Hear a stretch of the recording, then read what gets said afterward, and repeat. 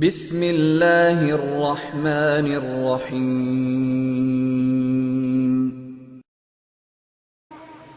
ناظم اہل سنت والجماعت، اتحاد اہل سنت والجماعت حضرت مولانا محمد الیاس گمن صاحب چاوی راشی و تاستا مخاطب شی. نعرہ تکبیر، نعرہ تکبیر. حضرت مولانا الیاس گمن، نوجوانان احناف، نوجوانان احناف. نستعينه ونستغفره ونؤمن به ونتوكل عليه ونعوذ بالله من شرور أنفسنا ومن سيئات أعمالنا. من يهده الله فلا مضل له ومن يضلل فلا هادي له. ونشهد أن لا إله إلا الله وحده لا شريك له. ونشهد أن سيدنا ومولانا محمدا عبده ورسوله. أما بعد فأعوذ بالله من الشيطان الرجيم. بسم الله الرحمن الرحيم. يا أيها الذين آمنوا أطيعوا الله وأطيعوا الرسول وأولي الأمر منكم. فإن تنازعتم في شيء فردوه إلى الله والرسول إن كنتم تؤمنون بالله واليوم الآخر. ذلك خير وأحسن تأويلا. عن معاوية رضي الله عنه قال قال النبي صلى الله عليه وسلم: من يرد الله به خيرا يفقهه في الدين. عن عبد الله بن عمر رضي الله عنهما قال قال النبي صلى الله عليه وسلم: أفضل العبادة الفقه في الدين. عن عبد الرحمن بن عوف رضي الله عنه قال قال النبي صلى الله عليه وسلم: يسير فقه في الدين خير من عبادة.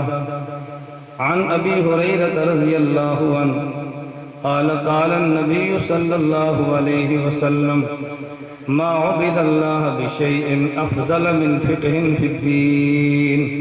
ولفقيه واحد أشد على الشيطان من ألف عابد. ولكل شيء عماد، وعماد الدين الفقه.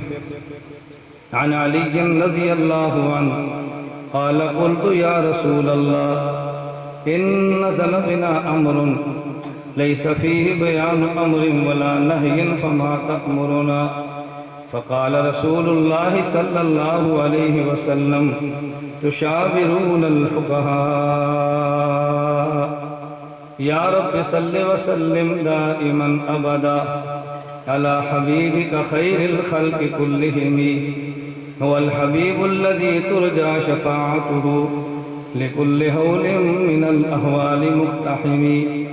اللهم صل على محمد وعلى آل محمد كما صليت على إبراهيم وعلى آل إبراهيم إنك حميد مجيد. اللهم بارك على محمد وعلى آل محمد كما باركت على إبراهيم وعلى آل إبراهيم إنك حميد مجيد. نام ابو حنیفہ سے دلوں کو سرور ملتا ہے. نام ابو حنیفہ سے دلوں کو سرور ملتا ہے. نگاہ فکر کو تازہ شعور ملتا ہے. نام ابو حنیفہ سے دلوں کو سرور ملتا ہے. نگاہ فکر کو تازہ شعور ملتا ہے. نصیب کیسا بھی ہو واسطہ ابو حنیفہ کا دے کے. نصیب کیسا بھی ہو وسیلہ ابو حنیفہ کا دے کے. خدا سے جو بھی مانگو ضرور ملتا ہے.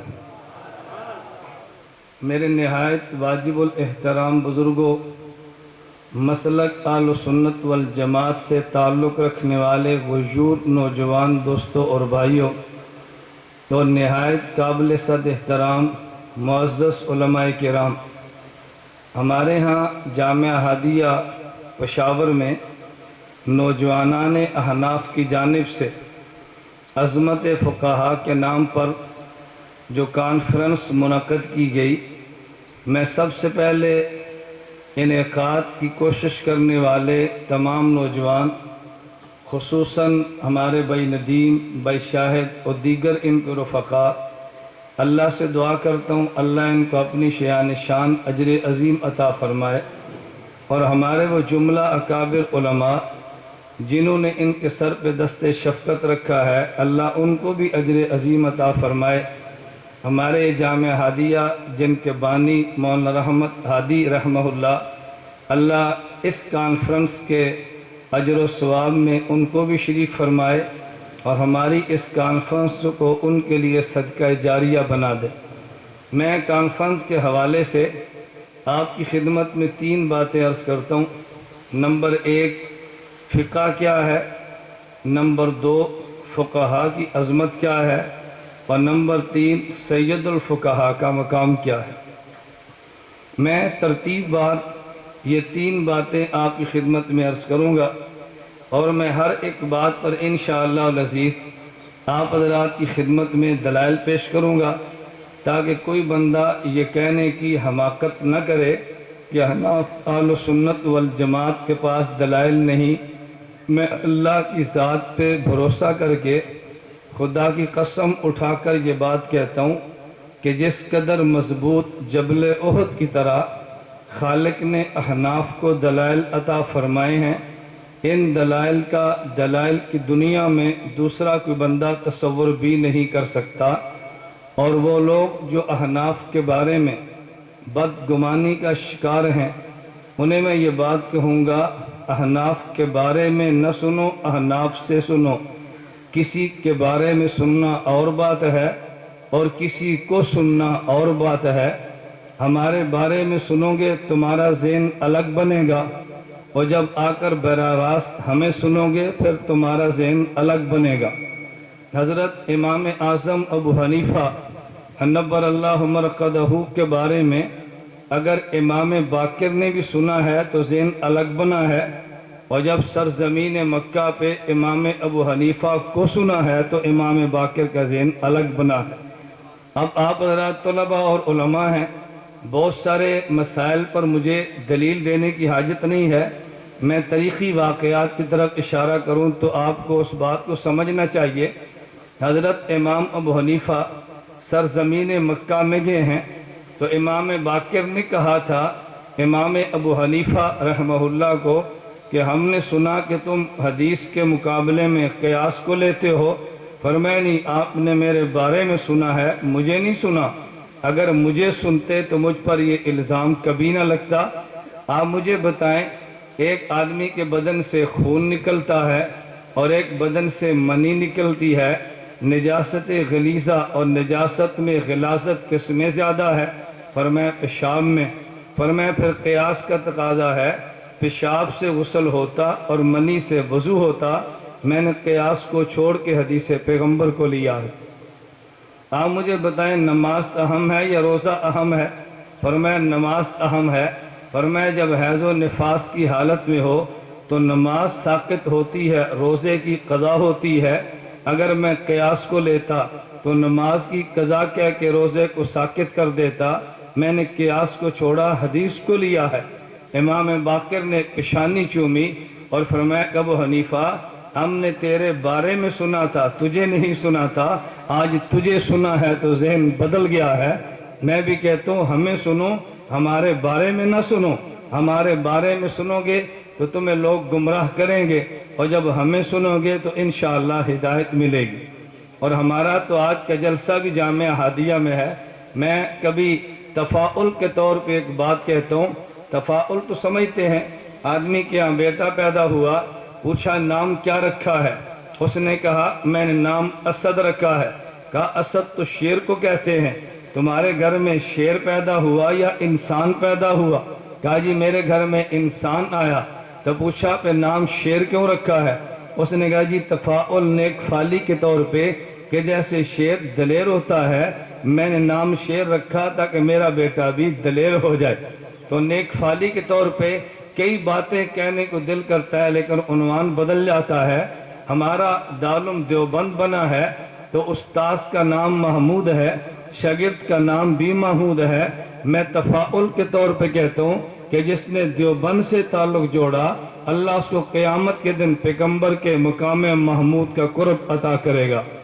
دارالعلوم دیوبند بنا ہے تو پہلے اینٹ رکھنے والے کا نام شیخ محدث احمد علی سہارنپوری ہے، جس نے دیوبند کی بنیاد میں اینٹ رکھی ہے تو نام احمد بھی ہے، علی بھی ہے۔ قرآن کریم میں ہے مبشرم برسول یاتی من بعد اسمہ احمد، ایک احمد آیا ہے تو پھر مکہ سے دین دنیا میں پھیلا ہے، اور ایک احمد نے دیوبند کی اینٹ لکھی ہے تو اس کا چرچا دنیا میں ہوا ہے۔ نام علی تھا، اللہ کے پیغمبر نے فرمایا انا مدینۃ العلم و علی بابھا، مجھے شہر علم کہتے ہیں، علی کو شہر علم کا دروازہ کہتے ہیں۔ علی نبوت کے علم کا دروازہ ہے تو دیوبند مدینہ میں جانے کا دروازہ بنتا ہے۔ میں تفاعل کے طور پہ یہ بھی تو کہہ سکتا ہوں کہ دوسری اینٹ مولانا قاسم نانوتوی نے لکھی ہے۔ نبی پاک صلی اللہ علیہ وسلم نے فرمایا انما انا قاسم واللہ یوتی، کہ جس طرح پیغمبر نے خداوند کے علوم کو تقسیم کیا ہے تو مولانا نانوتوی نے علوم نبوت کو دنیا میں تقسیم کیا ہے۔ اینٹ رکھنے والے کا نام رشید احمد گنگوہی تھا۔ قرآن کہتا ہے علیہ سمنکم رجل الرشید، کہ جب حضرت لوط کی قوم پہ فتنہ آیا ہے تو جو شخص فتنوں کا مقابلہ کرے اسے قرآن رجل رشید کہتا ہے۔ دیوبند کی اینٹ رکھنے والا بھی رشید ہے کہ جس نے بدعات اور رفس کے فتنے کا مقابلہ کیا ہے۔ اینٹ رکھنے والے کا نام عابد حسین تھا۔ قرآن کہتا ہے یا ایت النفس المطمئنہ ارجعی الی ربک راضیۃ مرضیہ فادخلی فی عبادی وادخلی جنتی، اگر میری جنت میں جانا ہے تو میرے عابدین کے ساتھ ملو، اس عابد کے ساتھ ملے گا تو جنت میں جائے گا۔ پھر عابد یزید نہیں ہے، عابد حسین ہے۔ دیوبند والے حسینی ہیں، دیوبند والے یزیدی نہیں ہیں۔ میں نے کہا یہ تفاعل کی باتیں ہیں کہ جب دیوبند بنا ہے تو ایک انار کے نیچے دیوبند بنا ہے تو انار کے نیچے سبق شروع ہوا ہے۔ اللہ قرآن کریم میں فرماتے ہیں فیہما فاکہۃ ونخل ورمان، دیوبند بنا ہے ادھر بھی انار ہے، جنت میں جائے گا ادھر بھی انار ہے۔ انار کے درخت والے علم کو لے، خدا تجھے انار والی جنت عطا کر دے گا۔ تو ہماری سرحد میں کانفرنس کا انعقاد بھی جامعہ ہادیہ سے ہوا ہے۔ یہ کانفرنس انشاءاللہ پورے صوبہ میں غیر مقلدیت کی ہدایت کا سبب بنے گی انشاءاللہ۔ میں یہ عرض کر رہا تھا تفاعل تو دنیا میں چلتا ہے نا، یہ کوئی جو انوکھی بات نہیں ہے۔ اللہ ہمیں بات سمجھنے کی توفیق عطا فرمائے۔ تو نمبر 1 فقہ کیا ہے، نمبر 2 فقہا کی عظمت کیا ہے، اور نمبر 3 سید الفقہا کون ہے۔ نمبر 1 جہاں تک تعلق فقہ کا ہے، فقہ کا ایک معنی تو وہ کرے گا کہ جو کبھی تجھے بھی سمجھ میں نہیں آئے اور تجھے سمجھانا پڑے۔ کبھی فقہ کا ترجمہ وہ کرے جو تیری عوام نہ سمجھے تو اشکالات کی بارش برسے۔ میں آپ کے طلباء سے عرض یہ کرتا ہوں آپ کبھی بھی کسی چیز کا معنی بیان کرو تو یہ ذہن میں رکھ کے بیان کیا کرو، اس معنی پہ اشکال ہو سکتا ہے، اس معنی پہ اعتراض ہو سکتا ہے۔ میں اس لیے ایک جملہ کہتا ہوں، کبھی ایک بات کو خطیب بیان کرتا ہے اس پر اعتراض نہیں ہوتا، لیکن ایک بات کو وکیل بیان کرتا ہے اس کے علم میں ہے، میری گفتگو پر اعتراض بھی ہوگا، میں نے اعتراضات کے جواب بھی دینے ہیں۔ فقہ کا جو معنی میں آپ کی خدمت میں پیش کرنے لگا ہوں، اگر کوئی غیر مقلد یہاں بیٹھا ہو اعتراض کا حق حاصل ہے، یہاں نہ بیٹھا ہو بعد میں تبع آزمائی کرنا چاہے تب بھی تجھے حق حاصل ہے، ہم روکتے نہیں ہیں، لیکن ہم اتنی بات کہتے ہیں تنقید اتنی کرو جتنی تم برداشت کر سکتے ہو۔ تنقید کرنا آسان ہے لیکن تنقید برداشت کرنا بڑا ہی مشکل ہے۔ ہم تنقید کم کرتے ہیں لیکن تنقید برداشت زیادہ کرتے ہیں۔ آج کتنے لوگوں نے کہا وہ جی فقہ بمقابلہ قرآن ہے، فقہ بمقابلہ حدیث ہے، بلکہ ایک بات میں کہتا ہوں اور دیانت کا جنازہ اٹھا ہے جب کسی شخص کو گمراہ کیا جاتا ہے تو لوگ یوں کہتے ہیں کہ دیکھو اگر حدیث لینی ہے تو اہل حدیث کے پاس آؤ، اگر تم نے فقہ لینی ہے تو پھر حنفی کے پاس جاؤ، اگر تم نے پیغمبر کو لینا ہے تو پھر ہمارے پاس آؤ، اگر تم نے مقابلے میں امام کو لینا ہے تو پھر احناف کے پاس جاؤ۔ اس نے جھوٹ بولا ہے۔ اور کبھی ہم سے لوگ پوچھے کہ مولانا انہوں نے اختلاف یہ بتایا، ہمارے پاس حدیث ہے، ان کے پاس فقہ ہے، ہمارے پاس نبی ہے، ان کے پاس امام ہے، تم کیا کہتے ہو؟ میں نے کہا نہ، ہم دیانت کی بات کرتے ہیں، ہمارے اکابر دیوبند نے ہمیں دیانت سکھائی ہے۔ ہم یوں کہیں گے ان کے پاس بھی حدیث ہے، ہمارے پاس بھی حدیث ہے، ان کے پاس بھی نبی ہے، ہمارے پاس بھی نبی ہے۔ تو لوگ کہتے ہیں جھگڑا کیا ہے؟ میں نے کہا بھائی بات سمجھو، جھگڑا یہ ہے کہ غیر مقلد بھی کہتا ہے، اہل حدیث بھی کہتا ہے کہ عمل پیغمبر کی حدیث پہ کرنا ہے اور حدیث پیغمبر کے صحابی سے لینی ہے، اور ہم بھی یہ بات کہتے ہیں عمل حدیث پہ کرنا ہے اور حدیث پیغمبر کے صحابی سے لینی ہے۔ تو لوگ کہتے ہیں جھگڑا کیا ہے؟ میں کہتا ہوں جھگڑا یہ ہے، ہم کہتے ہیں الفاظ پیغمبر پیغمبر کے صحابہ سے لیں گے، الفاظ پیغمبر کا معنی پیغمبر کے صحابہ سے لیں گے۔ وہ کہتا ہے نہیں، الفاظ پیغمبر تو پیغمبر کے صحابہ سے لیں گے، لیکن الفاظ پیغمبر کا معنی ہم اپنے وہابہ سے لیں گے۔ صحابی کی جمع صحابہ بنتی ہے، وہابی کی جمع وہابہ بنتی ہے۔ اگر الفاظ پیغمبر کو پیغمبر کے صحابہ سے لے کے معنی صحابی سے لے لے تو مسلک دیوبند بن جاتا ہے، اور اگر ملفظ صحابی سے لے کے معنی وہابی سے لے گا تو پھر مسلک غیر مقلدیت بن جاتا ہے۔ ہم نے کہا لفظ بھی صحابی سے لینا ہے اور معنی بھی صحابی سے لینا ہے۔ وہ کہتا ہے لفظ تو صحابی سے لیں گے لیکن معنی وہابی سے نہیں، معنی صحابی سے نہیں وہابی سے لیں گے۔ کیوں؟ لفظ کا نام تو حدیث تھا اور معنی کا نام فقہ تھا۔ وہ لفظ کو تو مانتا ہے لیکن معنی کو ماننے کے لیے تیار نہیں ہے۔ ہم نے لفظ کو بھی مانا ہے، لفظ کے معنی کو بھی مانا ہے۔ اور عجیب بات یہ ہے کہ دیوبند والے الفاظ پیغمبر میں اگر صحابہ پہ اعتماد کرتے ہیں تو الفاظ کے معنی میں بھی صحابہ پہ اعتماد کرتے ہیں۔ اگر صحابی پیغمبر کے لفظ کو نہیں بدلتا تو پھر یہ صحابی پیغمبر کے لفظ کے معنی کو بھی نہیں بدلتا۔ لفظ بھی وہ دیتا ہے جو پیغمبر نے دیا تھا اور معنی بھی وہی دیتا ہے جو پیغمبر نے سمجھایا تھا۔ نہ لفظ بدلتا ہے نہ معنی بدلتا ہے۔ دیوبند کا پیمانہ ایک ہے لیکن یہ ایسا ظالم ہے، اگر ماننے پر آ جائے تو پھر کوفہ کے رہنے والے حجاج بن یوسف جیسے ظالم کے اعراب کو مان لے گا، اگر یہ ماننے پر آ جائے تو کوفہ کے قاری کی قرات کو مان لے گا، اگر یہ ماننے پر آ جائے تو کوفہ کے راوی کی روایت کو مان لے گا، اور اگر نہ ماننے پر آئے تو پھر کوفہ کے فقیہ کی بات کو نہیں مانتا۔ معلوم ہوا اختلاف کوفہ سے نہیں ہے، اختلاف تو فقاہت سے ہے نا۔ میں اس لیے کہتا ہوں پہلے فقہ کا معنی تو سمجھنا، اگر فقہ کا معنی سمجھ آئے گا تو پھر فقیہ کا معنی سمجھ آئے گا، اگر فقیہ کو سمجھا تو پھر فقہا کو سمجھے گا، اور اگر فقہا سمجھ آگے تو پھر سید الفقہا نعمان بن ثابت امام اعظم ابو حنیفہ کا مقام سمجھ آئے گا۔ فقہ کسے کہتے ہیں؟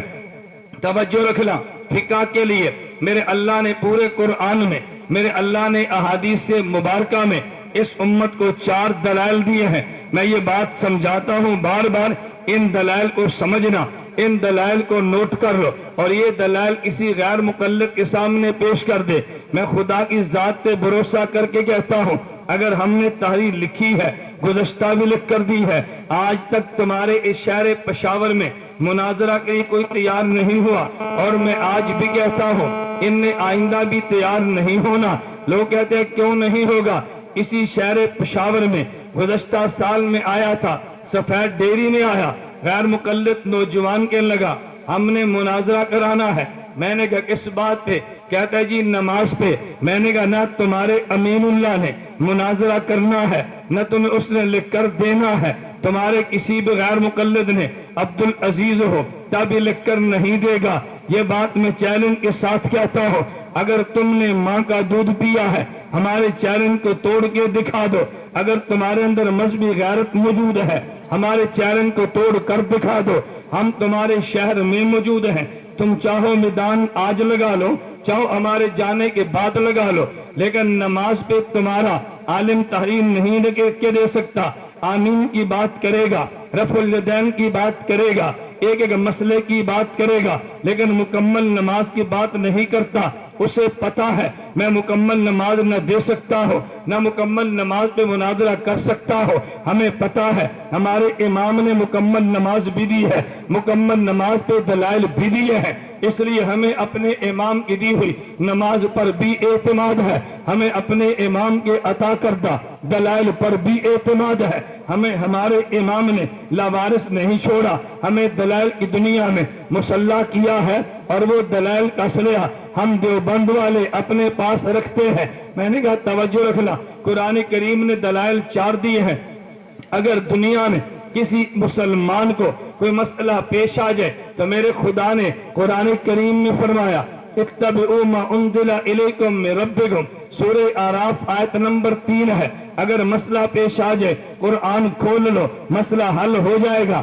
اللہ اگر قرآن میں نہ ملے تو پھر کہاں جائیں؟ فرمایا قل ان کنتم تحبون اللہ فاتبعونی، پھر پیغمبر کی سنت کو کھول لو، سورہ آل عمران آیت نمبر 31۔ اللہ اگر پھر بھی مسئلہ حل نہ ہو تو پھر فرمایا اجماع امت کو دیکھ لو، وَمَن يُشَاقِقِ الرَّسُولَ مِن بَعْدِ مَا تَبَيَّنَ لَهُ الْهُدَىٰ وَيَتَّبِعْ غَيْرَ سَبِيلِ الْمُؤْمِنِينَ نُوَلِّهِ مَا تَوَلَّىٰ وَنُصْلِهِ جَهَنَّمَ وَسَاءَتْ مَصِيرًا۔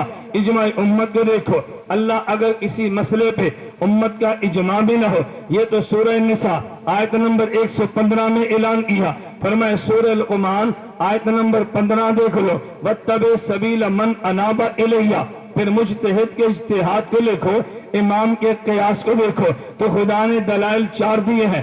مسئلے کے حل کے لیے نمبر 1 قرآن ہے، نمبر 2 حدیث پیغمبر ہے، نمبر 3 اجماع امت ہے، نمبر 4 قیاس شرعی ہے، اور یہی 4 دلیلیں میرے پیغمبر نے یوں دی ہیں۔ حضرت معاذ کو رسول اللہ نے فرمایا ان عرض لک قضاء بما تقضی، اے معاذ اگر مسئلہ لوگ پوچھے تو تو جواب کیسے دے گا؟ پشاور کی سنی دوستو، یہ ترتیب میرے پیغمبر نے دی ہے۔ ایک سائل ہوتا ہے، ایک مجیب ہوتا ہے۔ سائل کا معنی الگ ہے، مجیب کا معنی الگ ہے۔ میرے پیغمبر نے یوں فرمایا اے معاذ اگر مسئلہ لوگ پوچھے تو جواب تو نے دینا ہے، جواب کہاں سے دے گا؟ فرمایا اے اللہ کے پیغمبر میں مسئلہ بتاؤں گا، اقضی بکتاب اللہ، میری اس طرح تمہید کو سننا، آگے جا کے میں نے اعتراض اٹھا کے ایک جواب دینا ہے۔ اگر یہ تمہید ذہن میں ہوگی وہ جواب سمجھنا آسان ہوگا۔ حضرت معاذ نے عرض کیا اقضی بکتاب اللہ، اللہ کے پیغمبر قرآن سے جواب دو گا۔ رسول اللہ نے فرمایا فَإِن لَّمْ تَجِدْ، اے معاذ اگر تجھے قرآن میں نہ ملے، میں علماء طلباء کے لیے کہتا ہوں میرے پیغمبر نے یوں نہیں فرمایا فَإِن لَّمْ يَكُنْ فِي کتاب اللہ، اگر کتاب اللہ میں نہ ہو، فرمایا فَإِن لَّمْ تَجِدْ، اگر کتاب اللہ میں تجھے نہ ملے۔ کتاب اللہ میں نہ ہونا اور بات ہے، اور کتاب اللہ میں مجتہد کو نہ ملنا اور بات ہے۔ کتاب اللہ میں نہ ہونا اور بات ہے، اور کتاب اللہ میں نہ ملنا یہ اور بات ہے۔ فرمایا فَإِن لَّمْ تَجِدْ، اگر کتاب اللہ میں ہو اور معاذ تجھے نہ ملے، فرمایا اللہ کے پیغمبر بسنت رسول اللہ، پھر میں آپ کی سنت سے مسئلہ حل کروں گا۔ فرمایا فَإِن لَّمْ تَجِدْ، اگر سنت میں نہ ہو، یہاں بھی إِن لَّمْ يَكُن نہیں فرمایا، فَإِن لَّمْ تَجِدْ فرمایا ہے۔ اگر فَإِن لَّمْ يَكُن فرماتے تو مطلب یہ تھا کہ ممکن ہے سنت میں مسئلہ نہ ہو، فرمایا ممکن ہو مگر تجھے نہ ملے۔ حضرت معاذ نے عرض کیا اجتہد برائیہ، میرے پیغمبر اجتہاد کروں گا۔ اللہ کے پیغمبر خوش ہوئے، وضع صدرہ علی یمین، وضع یدہ علی صدرہ، حضرت معاذ رضی اللہ عنہ کے سینے پہ نبی نے مبارک کا ہاتھ پھیرا ہے۔ یہاں بھی ذوق تازہ ہو تو میں ایک جملہ کہنے لگا ہوں، میرے پیغمبر نے مقام محدث اور مقام فقیہ میں فرق کیا ہے۔ میں محدث کا مقام بھی مانتا ہوں، فقیہ کا مقام بھی مانتا ہوں، لیکن حضرت ابو ہریرہ کا مقام فقاہت میں وہ مقام نہیں تھا جو حضرت معاذ کا تھا۔ اور فن محدثیت میں حضرت معاذ کا مقام وہ نہیں تھا جو حضرت امام ابو ہریرہ تھا. امام ابو ہریرہ کا محدثین میں مقام بلند ہے, حضرت معاذ کا فقہائے صحابہ میں مقام بلند ہے. حضرت ابو ہریرہ آئے ہیں, اللہ کے پیغمبر حدیث یاد کرتا ہوں, مجھے حدیث بھول جاتی ہے. نبی نے فرمایا چادر بچھا دو. اللہ کے پیغمبر نے حضرت ابو ہریرہ نے چادر بچھائی ہے, نبی نے چادر پہ ہاتھ پھیرا ہے, حضرت ابو ہریرہ نے چادر کو سینے سے لگایا ہے. اور جب فقیہ کی باری آئی ہے تو نبی نے یوں نہیں فرمایا بلکہ پیغمبر نے ہاتھ کو براہ راست فقیہ کے سینے سے لگایا ہے. محدث کی باری آئی ہے تو ہاتھ چادر پہ لگا ہے, چادر سینے پہ لگی ہے. اور جب فقیہ کی باری آئی ہے تو پھر نبوت کا ہاتھ براہ راست لگا ہے. میرے پیغمبر نے بتا دیا کہ فقیہ بھی بات کو سمجھتا ہے, محدث بھی سمجھتا ہے, لیکن ایک واسطے سے سمجھنے والے کو محدث کہتے ہیں اور بلا واسطہ فیض لینے والے کو فقیہ کہتے ہیں. یہی بات تو امام ترمذی نے کتاب الجنائز باب ما جاء فی غسل المیت میں فرمائی ہے. ہاکذا قال الفقہاء وہم عالم بمعانی الحدیث. فرم حدیث کو محدث بھی جانتا ہے لیکن فقیہ زیادہ جانتا ہے. فقیہ کو فیض جو براہ راست ملا ہے, حضرت معاذ کو پیغمبر نے براہ راست فیض دیا ہے. اگر تیرا ذوق تازہ ہو میں ایک جملہ اور بھی کہتا ہوں. کبھی لوگوں نے کہا ارے ہمیں بات سمجھ نہیں آتی, تم کہتے ہو امام ابو حنیفہ یہ سید الفقہاء ہے, امام ابو حنیفہ یہ سید العلماء ہے, لیکن ہم نے تذکرہ تو امام بخاری کا سنا ہے. ہر سال حدیث کے سبق میں امام بخاری کا نام آتا ہے. امام ابو حنیفہ کی کوئی کتاب حدیث کی کیوں نہیں آتی؟ اگر اتنا بڑا عالم ہوتا تو کوئی کتاب اس کی بھی تم داخل نصاب کر لیتے. میں کہتا ہوں بات سمجھنا, میرے پیغمبر کے جانے کے بعد دو طبقے امت میں بڑے آئے ہیں. ایک طبقہ صحابہ کہتے ہیں اور ایک طبقہ وہ تابعین کہتے ہیں. ارے جہاں تک طبقات صحابہ کا تعلق ہے ان میں میرے نبی کے بعد سب سے بڑے عالم کو امام ابو بکر صدیق کہتے ہیں رضی اللہ عنہ, لیکن پیغمبر کے صحابہ میں سب سے بڑے محدث کو حضرت امام ابو ہریرہ کہتے ہیں. آپ کے ذہن میں سوال آیا ہے؟ اگر سوال نہیں آیا تو پھر آنا چاہیے. جب بڑے عالم حضرت ابو بکر ہے تو بڑے محدث ابو بکر کیوں نہیں؟ اگر بڑے عالم یہ ہے تو پھر قرآن کا ماہر بھی یہی ہوتا, فن حدیث کا ماہر بھی یہی ہوتا. لیکن پوری دنیا کہتی ہے کہ میرے نبی کے بعد سب سے بڑے عالم کا نام امام ابو بکر صدیق ہے رضی اللہ عنہ, اور پیغمبر کے صحابہ میں سے بڑے محدث کا نام حضرت امام ابو ہریرہ ہے. اور بالکل اسی طرح پیغمبر کے صحابہ کے بعد سب سے بڑے عالم کا نام امام ابو حنیفہ نعمان بن ثابت ہے. لیکن پیغمبر کے صحابہ کے بعد سب سے بڑا وہ آدمی جس کی فن حدیث میں شہرت ہوئی ہے اس کا نام امام بخاری ہے. تو جو فرق امام ابو بکر حضرت امام ابو بکر ابو ہریرہ میں ہے, بالکل یہی فرق حضرت امام ابو حنیفہ امام بخاری میں ہے. لوگ کہتے ہیں فرق کیا ہوا؟ میں نے کہا ایک مزاج صدیق ہے اور ایک مزاج ابو ہریرہ ہے. ارے صدیق پہ غلبہ خشیت الہیہ کا ہے اور ابو ہریرہ پہ غلبہ محبت نبویہ کا ہے. جب ابو بکر صدیق سے مسئلہ پوچھا جائے وہ کہتے ہیں قال ابو بکر, حالانکہ معنی پیغمبر کا ہوتا ہے لیکن صدیق نبی کا نام نہیں لیتا. قال ابو بکر کہتا ہے کہ لفظ نبی کو نقل کرنے میں صدیق سے خطا نہ ہو جائے. لیکن ابو ہریرہ سے مسئلہ پوچھو وہ قال رسول اللہ کہتا ہے. میں دوسرے لفظوں میں یوں کہتا ہوں صدیق مزاج نبوت کو قال ابو بکر کہہ کے نقل کرتا ہے. حضرت ابو ہریرہ الفاظ نبوت کو قال رسول اللہ کہہ کے نقل کرتا ہے. اور جب پیغمبر کے صحابہ کے بعد مسئلہ حضرت ابو حنیفہ سے پوچھو تو وہ قال ابو حنیفہ کہہ کے پیغمبر کا مسئلہ نقل کرتا ہے. امام بخاری سے پوچھو وہ قال رسول اللہ کہہ کے مسئلہ نبی کا نقل کرتا ہے. ارے امام ابو حنیفہ نے مزاج پیغمبر کو نقل کیا ہے, امام بخاری نے الفاظ پیغمبر کو نقل کیا ہے. مزاج پیغمبر نقل کرنے والے کو فقیہ کہتے ہیں, الفاظ پیغمبر نقل کرنے والے کو ارے پیغمبر کا محدث کہتے ہیں. تو جس طرح صحابہ میں حضرت ابو بکر یہ مزاج پیغمبر کے ناقل ہے, امام ابو ہریرہ الفاظ پیغمبر کے ناقل ہے. پیغمبر کے صحابہ کے بعد امام ابو حنیفہ مزاج پیغمبر کے ناقل ہے. امام بخاری الفاظ پیغمبر کے ناقل ہے. جو ابو ہریرہ کے مقابلے میں مقام امام ابو بکر کو ملا ہے, امام بخاری کے مقابلے میں وہی مقام حضرت امام اعظم ابو حنیفہ کو ملا ہے.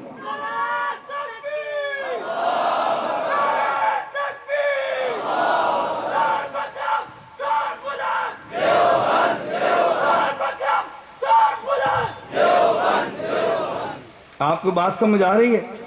بولیے نا. دیکھیں میں بڑی ٹھہر ٹھہر کے بات سمجھا رہا ہوں تاکہ بات آپ کے دماغ میں اترے، بات سمجھ آئے. نمبر 1 میں نے یہ بات عرض کی ہے کہ فقہ کسے کہتے ہیں. میں نے کہا دلائل 4 ہے. اللہ نے قرآن میں بھی بیان کیا، حدیث مبارک میں بھی ہے. دلائل 4 ہے. عبداللہ بن عمر رضی اللہ عنہما کی حدیث ہے، ان اللہ لا یجمع امت محمد علی الضلالۃ. خدا نے میری امت کو اجماع دیا ہے اور بطور دلیل کے دیا ہے. توجہ رکھنا، میں ایک بات کہتا ہوں، توجہ. ارے قرآن بھی دلیل ہے، حدیث بھی دلیل ہے، اجماع امت بھی دلیل ہے، اور قیاس اور اجتہاد بھی دلیل ہے. دلائل تو چاروں ہیں لیکن ان میں تھوڑا سا فرق ہے. اگر کوئی آدمی قرآن کا انکار دلیل سے کرتا ہے ہدایت کی امید کی جا سکتی ہے. اگر حدیث کا انکار دلیل سے کرتا ہے تو اس سے امید ہدایت کی ہو سکتی ہے. اگر قیاس کا انکار دلیل سے کرتا ہے جب مقابلے میں دلائل آئیں گے ہدایت کی توقع موجود ہے. لیکن جب یہ آدمی اجماع امت کا انکار کرتا ہے اس سے ہدایت کی کوئی توقع نہیں ہے. ارے نقلی وجہ تو قرآن ہے. اللہ نے قرآن کریم میں فرمایا وَمَنْ يُشَاقِقِ الرَّسُولَ مِنْ بَعْدِ مَا تَبَيَّنَ لَهُ الْهُدَى وَيَتَّبِعْ غَيْرَ سَبِيلِ الْمُؤْمِنِينَ کہ جو بندہ اجماع امت کا انکار کرتا ہے میں خدا 2 سزائیں دیتا ہوں. نُوَلِّهِ مَا تَوَلَّى دنیا میں ہدایت نہیں دیتا، وَنُصْلِهِ جہنم آخرت میں جنت نہیں دیتا. اور اس کی عقلی وجہ بھی سمجھ آتی ہے. ارے قرآن کا معاملہ الگ ہے، حدیث کا معاملہ الگ ہے، اور ولی کا معاملہ الگ ہے. اجماع تو اولیاء کا ہے، اجماع تو صلحاء کا ہے، اجماع تو فقہاء کا ہے. کبھی ہمیں بھی لوگ کہتے ہیں کہ مولانا میرے علاقے میں غیر مقلد ہے، میں نے بڑی دلیلیں دی ہیں، بات نہیں مانتا. میں کہتا ہوں اگر دلیل کی وجہ سے کوئی غیر مقلد ہو جائے اس کو بات منوائی جا سکتی ہے، لیکن بغض کی وجہ سے ہو جائے اس کو بات منوائی نہیں جا سکتی. اس لیے کہ قرآن کا فیصلہ ہے، اگر دلیل دی ہے مقابلے میں دلیل آئے گی مان جائے گا. لیکن اگر فقہا کو گالیاں دینے کی عادت ہے تو میرے خدا کے انتقام کا طریقہ ہی یہ ہے. اللہ ہدایت نہیں دیتا. حدیث بخاری موجود ہے من آذالی ولیا فقد آذنت بالحرب جو میرے ولی کو تنگ کرتا ہے میں خدا اعلان جنگ کرتا ہوں. اعلان جنگ کا معنی کیا ہے؟ ہمیں کبھی لوگ کہتے ہیں او جی امام حنیفہ کو گالی دیتا ہے اس کے بعد تو لینڈ کروزر گالی ہے. ارے گالیاں امام مالک کو دیتا ہے اس کے بعد بڑا مدرسہ ہے، یہ تو بھونکتا فقہا کو ہے. آپ کہتے ہو اعلان جنگ ہے، اگر وہ ولی ہوتے خدا کا اعلان جنگ ہوتا یہ برباد نہ ہو جاتا. میں نے کہا تو نے اعلان جنگ کا معنی ہی نہیں سمجھا. ارے ضابطہ دنیا میں یہ ہے کہ جب دو طاقتیں آپس میں آتی ہیں تو ایک طاقت دوسرے فریق کی سب سے قیمتی چیز تباہ کرتی ہے. خدا کے ہاں تیرا ادارہ قیمتی نہیں ہے، خدا کے ہاں تیرا وجود قیمتی نہیں ہے، خدا کے تیری گاڑی کی کوئی قیمت نہیں ہے، خدا کے قیمت ہے تو ایمان کی ہے. یہی وجہ اگر بندے کے پاس ایمان نہ ہو ان الذین کفروا لو ان لهم ما فی الارض اگر پوری زمین کے برابر تجھے سونا اور چاندی بھی مل جائے تو جہنم سے نہیں بچا سکتے. لیکن ایمان کا ایک ذرہ موجود ہو تو جہنم سے بچا سکتا ہے. معلوم ہوا میرے اللہ کے خزانے میں ایک قطرے ایمان کی قیمت یہ دنیا و ما فیہا کے سونے اور چاندی سے زیادہ ہے. تو جب آدمی کسی پہ حملہ کرتا ہے اپنے مخالف کی قیمتی چیز تباہ کرتا ہے. میرے اللہ کے بنگلے کی قیمت نہیں ہے، خدا کی قیمت ایمان کی ہے. جو فقہا کو بھونکتا ہے خدا ایمان سلب کر لیتا ہے، اولیاء کو بکتا ہے ایمان سلب ہوتا ہے. پھر ہدایت کی توقع نہیں اس سے ہدایت ملا نہیں کرتی. اس لیے تم زیادہ پریشان نہ ہوا کرو اور جی واپس نہیں آتا. میں نے کہا دلیل سے گیا ہے تو دلیل سن کے واپس آئے گا، اگر گالیاں دیتا گیا ہے تو پھر واپس نہیں آئے گا. اللہ مجھے اور تجھے محفوظ رکھے. تو دلائل 4 ہے. نمبر 1 قرآن ہے، نمبر 2 سنت ہے، نمبر 3 اجماع امت ہے، نمبر 4 قیاس شرعی ہے. اور یہ بھی آپ کے علم میں ہونا چاہیے کہ دنیا میں سب سے پہلے اجماع کا انکار کرنے والا کون ہے؟ ابھی مجھ سے قبل مولانا حقانی فرما رہے تھے تو ممکن ہے بعض علماء کو گلا ہو بھئی شیطان کیوں کہہ دیا. ارے جو شیطانوں والا کام کرے اسے شیطان کہا جاتا ہے. اس خدا نے کائنات میں جب اسجدوا لآدم کہا ہے فسجد الملائکۃ کلہم تمام نے سجدہ کیا ہے الا ابلیس، ابلیس کھڑا ہے، ابا واستکبر وکان من الکافرین، اس نے پہلے انکار کیا ہے، پھر تکبر کیا ہے، پھر یہ کافر بنا ہے۔ اجماع کا انکار کرنے والا دنیا میں سب سے پہلا ابلیس ہے، تو جو ابلیس والا کام کرے گا اسے میں شیطان ہی کہوں گا نا۔ اچھا اگر چلیے آپ کہیں گے نہیں لفظ بڑا سخت ہے بھائی، ہم پشاور والے شیطان نہیں کہہ سکتے، تو پھر تھوڑا سا نرم لفظ لے لو، میں تمہیں نرم بھی لفظ دیتا ہوں کہ جو آدمی ابلیس والا کام کرے اگر شیطان نہیں کہہ سکتے پھر تھوڑا سا نرم لفظ لے لو، اور یہ لفظ بھی قرآن میں ہے، اگر شیطان کو ہو تب بھی قرآن میں ہے، اگر نرم لفظ دو تب بھی قرآن میں ہے۔ قل اعوذ برب الناس مالک الناس الہ الناس من شر الوسواس، بولیے نا، من شر الوسواس، بلند آواز سے، من شر الوسواس خناس کون ہے؟ الذی یوسوس فی صدور الناس من الجنۃ والناس۔ چلو شیطان نہ کہے تو خناس کہہ دے، خناس تو کہہ لینا، یہ تو کم از کم درجہ ہے، اور خناس سے نیچے کوئی درجہ نہیں ہے۔ میں بات سمجھانے کے لیے علماء کی موجودگی میں کہتا ہوں شیطان سے بھی زیادہ خناس خطرناک ہے۔ اس کی وجہ شیطان کہے گا بھئی تو نے اسے مسافہ نہیں کرنا، اگر مسافہ کر لیا تیرے گناہ تو ختم ہو جائیں گے، لیکن خناس نے کہنا ہے اگر مسافہ نہ کیا تو لوگ کہیں گے ارے ناف سے نیچے داڑھی ہے اور یہ مسافہ نہیں کرتا، یہ تو بڑا گندا آدمی ہے۔ مسافہ تو کرنا ہے لیکن دو ہاتھ سے نہیں، ایک ہاتھ سے کرنا ہے، اگر دو سے کیے تو گناہ معاف ہو جائیں گے نا، ایک سے کر لے تاکہ مسافہ بھی ہو جائے گناہ بھی رہ جائے۔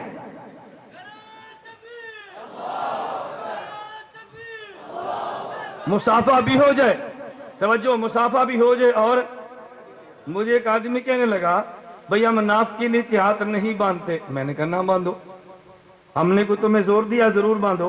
اچھا یہ تو بتاؤ کیوں نہیں باندھتے؟ کہتا ہے جی اس لیے نہیں باندھتے کہ ناف کے نیچے تو ناپاک جگہ ہے، ناپاک جگہ پہ ہاتھ کیوں باندھے؟ میں نے کہا ناپاک جگہ پہ ہاتھ تو تمہیں برے لگتے ہیں لیکن ناپاک جگہ پہ داڑھی کے بال تمہیں کیوں اچھے لگتے ہیں؟ اور بھئی ہمارا ہاتھ جس سے استنجا کرتے ہیں وہ ناف کے نیچے آئے تو تجھے تکلیف ہے، اور تیری مبارک داڑھی جو ناف کے نیچے جاتی ہے اس وقت تیرا ادب کہا جاتا ہے۔ اس لیے میں نے کہا شیطان نہ کہے تو خناس تو کہہ لینا، بولیے شیطان نہ کہے خناس تو کہہ لینا۔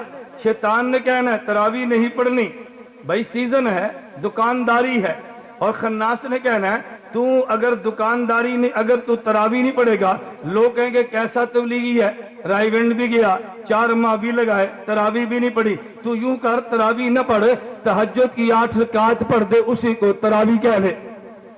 شیطان نے تراویح سے روکنا ہے، خناس نے 8 رکعت دے کے نام تہجد رکھوا دینا ہے، تو خطرناک ہوا نا۔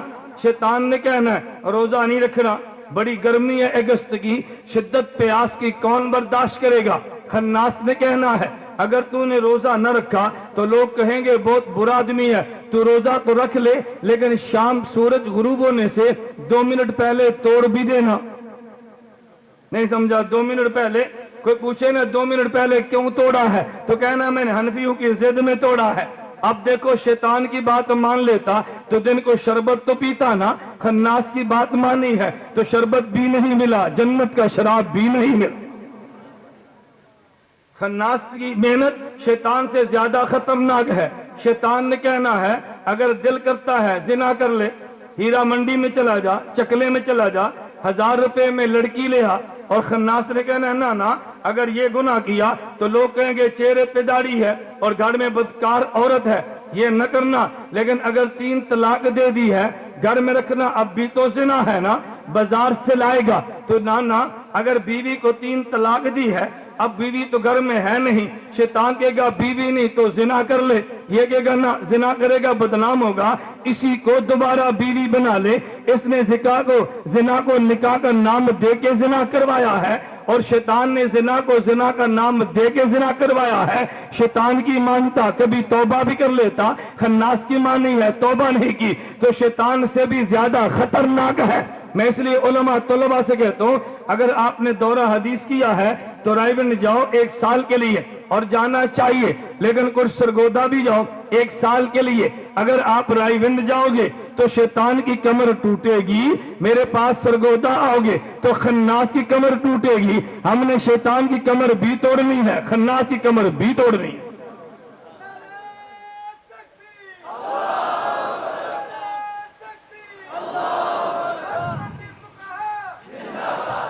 तोड़नी है या नहीं भाई? बोलिए, तोड़नी है ना इंशाअल्लाह।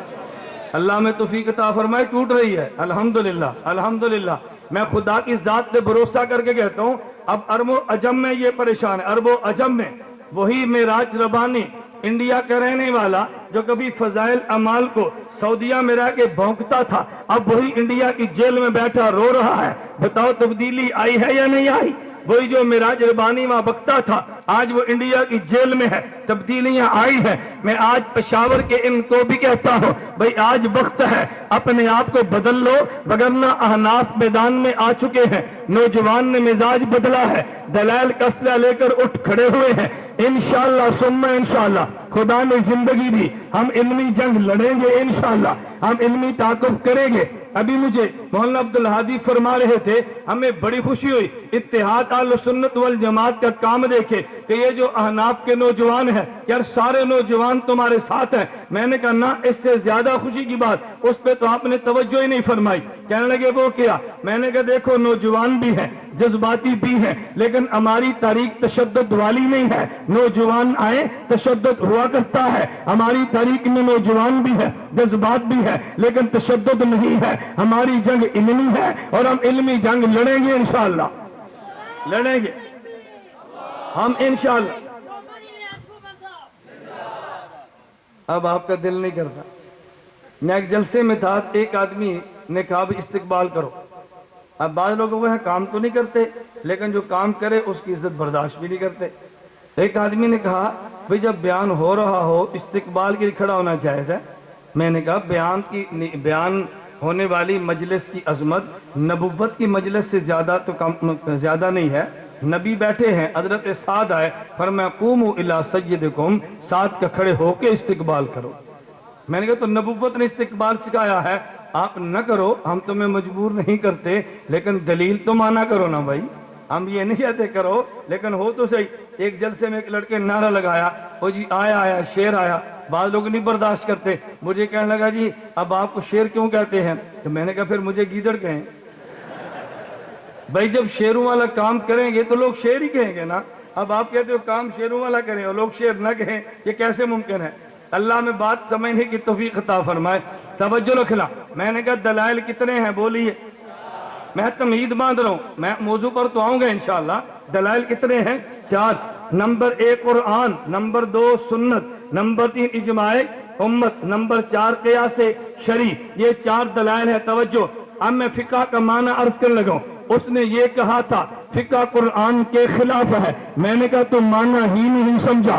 फिका हदीस के खिलाफ है। मैंने कहा तो माना ही नहीं समझा। फिका इजमाए उम्मत के खिलाफ है। अरे तो फिका का माना ही नहीं समझा। दलाइल 4 हैं। नंबर 1 कुरान, नंबर 2 सुन्नत, नंबर 3 इजमाए उम्मत, नंबर 4 क़ियास शरी। जो मसला कुरान से साबित हो उसे फिका कहते हैं, सुन्नत से साबित हो उसे फिका कहते हैं, इजमाए उम्मत से साबित हो उसे फिका कहते हैं, क़ियास से साबित हो उसे फिका कहते हैं। तो फिका का माना है कुरान और सुन्नत, इजमाए उम्मत और क़ियास शरी से साबित शुदा मसले का नाम फिका है। फिका कुरान के खिलाफ नहीं है। अरे ऐने कुरान है, हदीस के खिलाफ नहीं है, ऐने हदीस है। इजमा के खिलाफ नहीं है, ऐने इजमा है। तो फिका कुरान के मुकाबले में नहीं है, ये तो कुरान के माना का नाम है। मैंने कहा नंबर 1 फिका इसे कहते हैं। अब याद रख लो, अरे फिका नाम है कुरान और सुन्नत, इजमाए उम्मत और क़ियास शरी से साबित शुदा मसाइल का नाम है।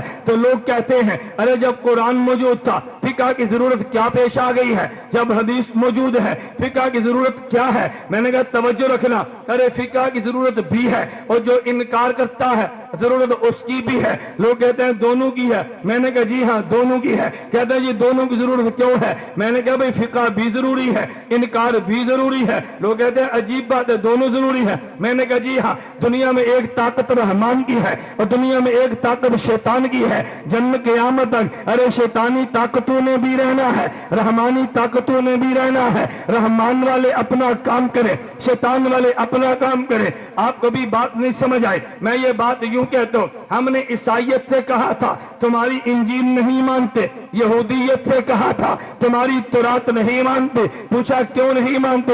ہم نے کہ وجہ یہ ہے تورات و انجیل ناکافی ہے, یہ قیامت تک کے مسئلے نہیں دے سکتی. تو پھر یہودیت عیسائیت نے کہا تھا ارے قرآن بھی تو مسائل نہیں دے سکتا. ہم نے کہا کون سا مسئلہ ہے؟ پھر کئی ایک مسئلے اس نے بھی گنوائے ہیں. انجیکشن سے روزہ ٹوٹتا ہے یا نہیں؟ قرآن و حدیث میں نہیں ہے. ٹیلی فونک نکاح جائز ہے یا نہیں؟ قرآن و حدیث میں نہیں ہے.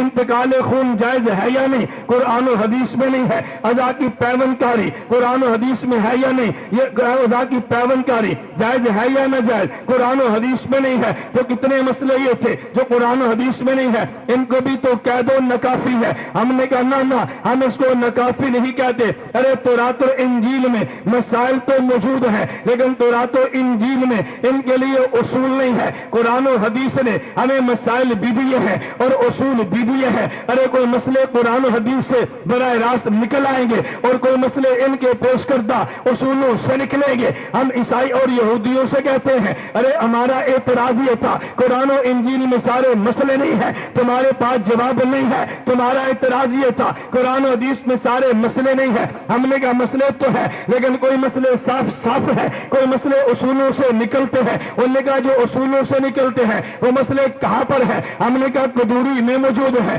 کنز میں موجود ہے, ہدایہ میں موجود ہے, شامیہ میں موجود ہے, عالمگیریہ میں موجود ہے, یہ شرح وقایہ میں موجود ہے. تو ہم نے یہودیت کے منہ پہ اعتراض کا جواب دیتے ہوئے فقہ جواب میں پیش کی ہے. ارے قرآن و حدیث کامل ہے, اسی کو تو فقہ کہتے ہیں. قرآن نے اصول دی ہے, مسئلہ نکل آتا ہے, فقہ میں درج ہوتا ہے. یہودیت کے اعتراض کا جواب فقہ کی صورت میں آتا ہے لیکن یہ اس کے لیے جس نے یہودیت کے مقابلے میں کھڑا ہونا ہے, جس نے عیسائیت کے مقابلے میں کھڑا ہونا ہے, اور جس نے یوں نہیں کرنا بلکہ یہودیت کا ایجنٹ بن کے کام کرنا ہے, عیسائیت کا ایجنٹ بن کے کام کرنا ہے. عیسائیت کے مد مقابل آنے والا وہ فقہ کو مانتا ہے, یہ عیسائیت کے اعتراض کا جواب ہے, اور جو نہیں مانتا وہ عیسائیت کے جواب کو پکا کرتا ہے. عیسائیت کا نوکر فقہ کا انکار کر کے خدمت عیسائیت کی کرتا ہے اور عیسائیت کے مد مقابل محمدیت کا دفاع کرتے ہوئے اعتراض کا جواب دیتے ہوئے فقہ کا اقرار کرتا ہے.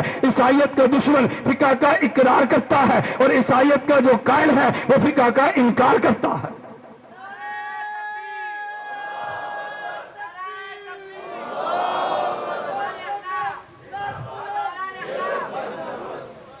آپ میرے دلائل کو سمجھیں. میں نے کہا بہت ساری بات میں جلدی میں کہہ جاتا ہوں, آپ سمجھتے نہیں, اوپر سے گزرتی ہے. میں سمجھتا ہوں, میں پھر رفتار کم کرتا ہوں, یہ بات نہ رہ جائے, یہ نہ رہ جائے, یہ نہ رہ جائے. آپ توجہ رکھنا. آپ کو ہو گیا یہ عیسائیت کا ایجنٹ ہے. میں کہتا ہوں جی ہاں. لوگ کہتے ہیں دلیل کیا ہے؟ میری ایک عام فہم دلیل سمجھو. جب عیسائی بر صغیر میں آیا ہے اس نے کوشش کی کہ لوگ عیسائی بنے, منسوخ دین کو لے لے, لیکن اس امت نے منسوخ دین لینے کے لیے تیار, بولیے نا تیار. اب اس نے نیا حربہ استعمال کیا کہ یہ امت منسوخ دین کا کلمہ تو نہیں پڑھتی, منسوخ شریعت نبی کا کلمہ نہیں پڑھتی, چلو ان کو آخری نبی کی منسوخ حدیثیں ہی دے دو. پہلے اس نے منسوخ دین دیا ہے, منسوخ دین نہیں لیا. اس نے پھر ناسخ شریعت والے نبی کی منسوخ حدیثیں دی ہیں, ان نے فوراً قبول کر لی ہیں. میں صرف طلباء کے لیے کہہ رہا ہوں, بڑی روانگی کے ساتھ, بغیر ٹھہراؤ کے اور بغیر بات لمبی کرنے کے. آپ کہو گے مولانا کیا دلیل ہے, وہ منسوخ حدیثیں لیتا ہے. میں نے کہا جی ہاں توجہ رکھنا. حضرت امام نووی نے شرح مسلم میں ضابطہ دیا ہے, بابن الوضو مما مست النار کے تحت کہتے ہیں حاضی عادت مسلم وغیرہ من ائمۃ الحدیث یذکرون الاحادیث التی یرونا منسوخۃ ثم یعقبون بالناسخ۔ امام مسلم اور محدثین کی عادت ہے پہلے حدیث منسوخ لاتے ہیں اور پھر حدیث ناسخ لاتے ہیں۔ امام ترمذی باب قائم کرتا ہے، باب ما جاء فی التغلیظ بالفجر، پھر اس کے تحت حدیث لایا ہے، پھر باب ما جاء فی الاسفار بالفجر، پھر حدیث لایا ہے۔ پہلے حدیث غلس والی ہے، پھر اسفار والی ہے۔ امام ترمذی باب قائم کرتا ہے، باب ما جاء فی افراد الاقامہ، پہلے اقامت اکاری والی حدیث لایا ہے، باب ما جاء ان الاقامت مسنا مسنا، پھر دوڑی اقامت والی حدیث لایا ہے۔ حضرت امام ترمذی نے باب قائم کیا ہے، باب ما جاء فی من تفوت رکعتان قبل الفجر یصلیہما بعد صلاۃ الفجر، اگر سنتیں چھوٹ جائیں تو سورج نکلنے سے پہلے پڑھی جا سکتی ہے، حدیث لایا ہے۔ باب ما جاء فی اعادۃ ما بعد طلوع الشمس، اگر چھوٹ جائے سورج نکلنے کے بعد پڑھے، پھر حدیث لایا ہے۔ اور امام نووی کہتے ہیں محدثین منسوخ حدیث پہلے لاتے ہیں اور ناسخ بعد میں لاتے ہیں۔ پھر میں یہ بات کہتا ہوں، امین بالجار کی حدیث پہلے ہے، امین بالسر کی بعد میں ہے، ارے رفع الیدین کی حدیث پہلے ہے، ترک کی بعد میں ہے، فاتح خلف الامام کی حدیث پہلے ہے، ترک کی بعد میں ہے، غلس والی حدیث پہلے ہے، اسفار والی بعد میں ہے، زور کی نماز جلدی حدیث پہلے ہے، تخیر والی بعد میں ہے۔ تو یہ حدیث پہلے، ہماری حدیث بعد میں ہے۔ عیسائیت نے کوشش کی ہے منسوخ شریعت والا دین لے لے، مسلمان تیار نہیں ہوا، اس نے پھر منسوخ حدیثیں دی ہیں تو برد صغیر کے لوگوں نے لیا ہے تاکہ امت میں فتنہ پھیل جائے۔ تو جو عیسائیت کے مد مقابل ہے فقہ کا اقرار کرتا ہے، اور عیسائیت کا جو ماننے والا ہے وہ فقہ کا انکار کرتا ہے۔ ہم فقہ کا اقرار کر کے عیسائیت کے منہ پہ تھپیڑ مارتے ہیں۔ ہمارا دین کامل ہے اور دلیل کے طور پہ ہم نے فقہ کو پیش کیا ہے۔ اس لیے میں فقہ کا ایک سوال دے کے اگلی بات کرتا ہوں۔ اگر تمہیں کوئی غیر مقلد ملے آپ اس سے سوال کرو، بھئی مجھے کوئی ایک کتاب حدیث کی دے دو کہ جس حدیث کی کتاب کی ساری احادیث پہ عمل کرنا امت کے لیے جائز ہو، اور میں تجھے فقہ کی کتاب دیتا ہوں کہ جس کے سارے مسائل پہ امت کے لیے عمل کرنا جائز ہوگا، تو مجھے حدیث کی ایک کتاب دے دے کہ جس میں امت کے سارے مسئلے موجود ہو۔ میں تجھے فقہ کی کتاب دیتا ہوں کہ جس کے امت کے ضروری سارے مسئلے موجود ہیں۔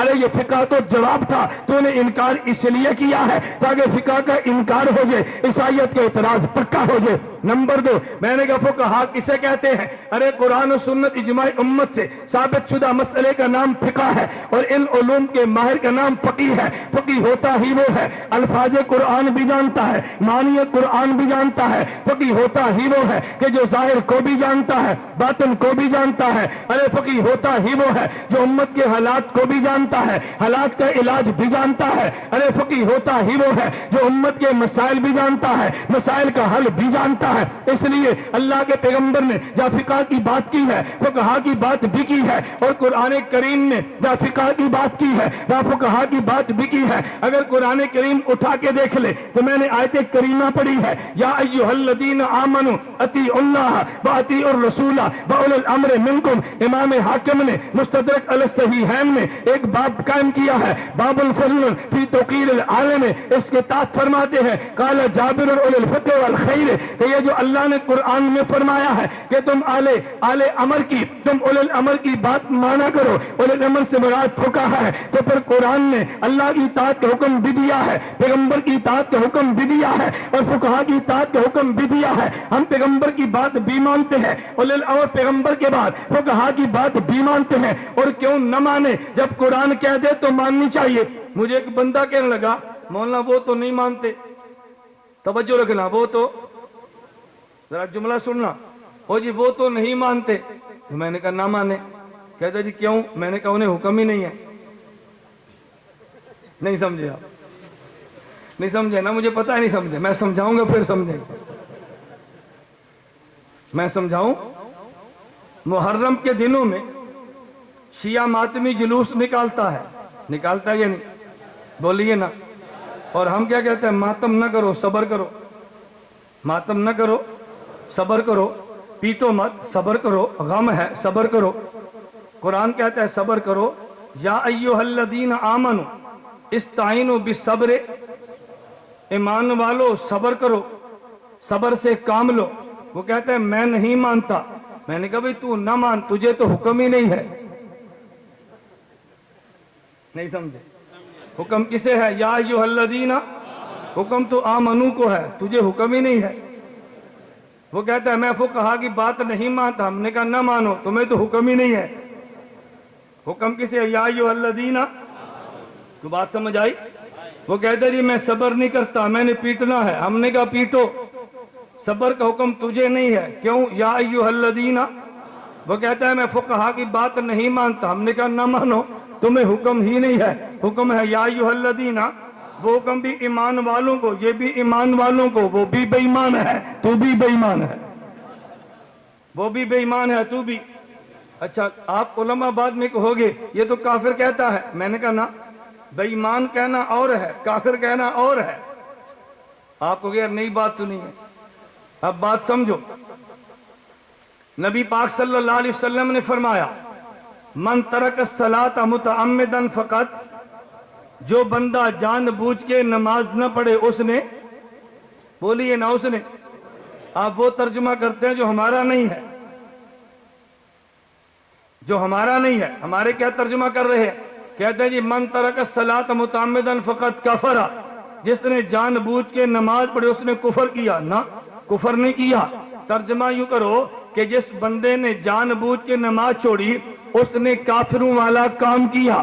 کافر ہونا اور ہے اور کافروں والا کام کرنا اور ہے. کافروں والا کام کرنا. ایک آدمی شراب پیتا ہے, ہم کہتے ہیں یار تو نے تو کافروں والا کام کیا. ایک آدمی جھوٹ بولے, کہتے ہیں یار تو بڑا بے ایمان ہے, جھوٹ بولتا ہے, یعنی تو نے بے ایمانوں والا کام کیا ہے. کافر ہونا اور بات ہے اور بے ایمانوں والا کام کرنا اور بات ہے. ہم یہ نہیں کہتے کافر ہے, ہم کہتے ہیں کافروں والا کام ہے. اللہ کی بات کو نہ ماننا یہ کافروں والا کام ہے. خدا کے ولیوں کو نہ ماننا یہ کافروں والا کام ہے. میں نے درمیان میں ایک جملہ کہا تھا, میں اس کو نقل کر کے بات آگے چلاتا ہوں. میں نے یہ کہا تھا کہ بھی حضرت حدیث معاذ میں, حضرت معاذ نے اللہ کے پیغمبر نے پوچھا اے معاذ مسئلہ کہاں سے بتاؤ گے؟ کہا جی اخذی بکتاب اللہ, اگر کتاب اللہ میں نہ ملا. کہا جی بسنت رسول اللہ. اب اس پہ میں ایک دلیل دینے لگا. لوگوں نے کہا جی تم کہتے ہو فقہا کی بات مانو, اللہ نے اولی الامر کہا تو آگے قرآن کیوں نہیں پڑھتے؟ میں نے کہا جی پڑھیں. کہتے ہیں اللہ قرآن میں کہتے ہیں فَإِن تَنَازَعْتُمْ فِي شَيْءٍ فَرُدُّوهُ إِلَى اللَّهِ وَالرَّسُولِ. اگر تمہارا اختلاف ہو جائے تو پھر قرآن و حدیث کو کھول لو. اللہ نے فقہا کی بات تو نہیں کی نا. میں نے کہا اللہ کا بندہ بات سمجھ, یہ فَإِن تَنَازَعْتُمْ کا خطاب یہ تجھے اور مجھے نہیں ہے, ہمیں تو خطاب تھا یا ایھا الذین آمنو کہہ کے, ایمان والو اللہ کی بات مانو, ایمان والو پیغمبر کی بات مانو, ایمان والو فقہا کی بات مانو. فَإِن تَنَازَعْتُمْ کا خطاب یہ مجھے نہیں ہے, یہ اس کو ہے کہ جس نے کتاب اللہ سے بات کہنی ہے, جس نے سنت رسول اللہ سے بات کہنی ہے. ان عرض لک قضاء بما تقضی. اے معاذ کیسے مسئلہ؟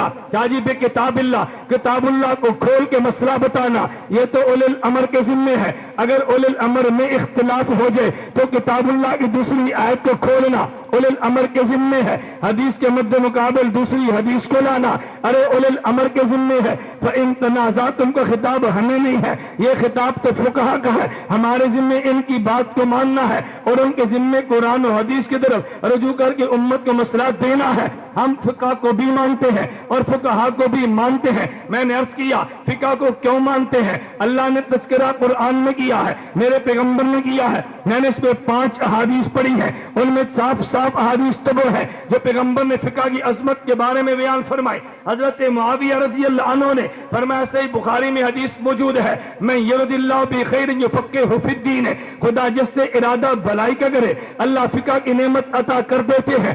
حضرت عبداللہ بن عمر کہتے ہیں نبی پاک صلی اللہ علیہ وسلم نے فرمایا اے لوگوں بہترین عبادت افضل العبادت الفقہ فی الدین ہے, یہ فقہ فی الدین افضل عبادت ہے. عبد الرحمن بن عوف کہتے ہیں رضی اللہ عنہ میرے پیغمبر نے فرمایا یسیر الفقہ خیر من کثیر العبادہ, ارے تھوڑی سی فقہ بہت بڑی عبادت سے افضل ہے. حضرت ابو ہریرہ فرماتے ہیں میرے نبی نے یوں اعلان کیا ما عبد اللہ بشیء, اس دنیا میں خدا کی عبادت جو کی گئی ہے افضل من فقہ فی الدین, فقہ سے بہتر کوئی عبادت نہیں ہے. ولا فقیہ واحد اشد علی الشیطان من الف عابد, ارے شیطان ایک عابد سے اتنا ڈرتا ہے اتنا ہزار صوفیوں سے نہیں ڈرتا، ہزار عابدوں سے نہیں ڈرتا جتنا ایک فقیر سے ڈرتا ہے۔ میرے پیغمبر نے بتایا لِكُلِّ شَيْءٍ عِمَادٌ، ہر چیز کی دنیا میں بنیاد ہے، وَعِمَادُ الدِّينِ الْفِقْهُ، اور دین کی فقہ بنیاد ہے۔ جو فقہ نہیں مانتا وہ دین کی بنیاد کا انکار کرتا ہے۔ حضرت علی رضی اللہ عنہ فرماتے ہیں میں نے پیغمبر سے پوچھا یا رسول اللہ ان نزل بنا امر لیس فی بیان امر بلا نہی فما تأمرنا، حضور اگر کوئی مسئلہ پیش آ جائے اور مجھے قرآن و حدیث میں نہ ملے، پیغمبر کہاں جاؤ؟ فرمائے تشاورون الفقہا، اے علی فقہا کے پاس جایا کرو اور فقہا سے باتیں پوچھا کرو۔ میرے پیغمبر نے فقہ کو بیان کیا، ہم اسے بھی مانتے ہیں، اور فقہا کو بیان کیا، اسے بھی مانتے ہیں۔ یہی وجہ جہاں تک فقہا کی عظمت کا تعلق ہے میں 3-4 حوالے اور بھی دیتا ہوں۔ حضرت امام ترمذی کا حوالہ کتاب الجنائز کا میں نے نقل کیا۔ امام ترمذی کہتے ہیں ہم عالم معانی الحدیث ہے، ارے جو معنی حدیث کا فقیہ جانتا ہے وہ دوسرا بندہ نہیں جانتا۔ حضرت ابن عبد البر نے جامع بیان العلم میں حضرت امام اعمش کا جملہ نقل کیا یا معاشر العلماء انتم الاطباء ونحن الصیادلہ، ارے فقیہ کی مثال تو ایسے ہے جیسے طبیب ہوا کرتا ہے، اور محدث کی مثال ایسے ہے جیسے میڈیکل سٹور والا پنسار ہوا کرتا ہے۔ امام ابن جوزی نے دفع و شبہ تشبیہ میں فرمایا اعلم ان فی الاحادیث دقائق و آفات لا یعلم الا الفقہا، ارے حدیث میں ایسے معنی ہے